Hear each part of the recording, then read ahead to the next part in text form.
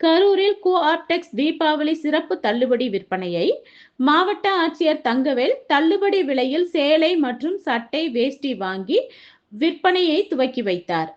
இந்தியாவில் மிகப்பெரிய கைத்தறி நிறுவனமாக விளங்கும் கோ-ஆப்டெக்ஸ் நிறுவனம் 1935 முதல் தொடங்கப்பட்டு 90 ஆண்டுகளாக தமிழக அரசு கைத்தறி நெசவாளர் முன்னேற்றத்திற்கு உதவும் வகையில் தொடர்ந்து வேலை வாய்ப்பினை வழங்குவதற்காக விழா காலங்களில் 30% வரை அரசு சிறப்பு தள்ளுபடி வழங்கி வருகிறது. இந்த ஆண்டு தீபாவளியை முன்னிட்டு இன்று முதல் தீபாவளி விற்பனையை மாவட்ட ஆட்சியர் தங்கவேல் தனது குடும்பத்திற்கு சேலை மற்றும் சட்டை, வேஷ்டி உள்ளிட்டவைகளை 3700 ரூபாய்க்கு வாங்கி விற்பனையை தொடங்கி வைத்தார். மேலும் புதிய வடிவமைப்புகளில் அசல் பட்டுடன் கூடிய சேலம் பட்டுப்புடவைகள், புதிய வடிவமைப்புடன் கூடிய மென் பட்டு புடவைகள் ஏராளமாக குவிந்துள்ளன.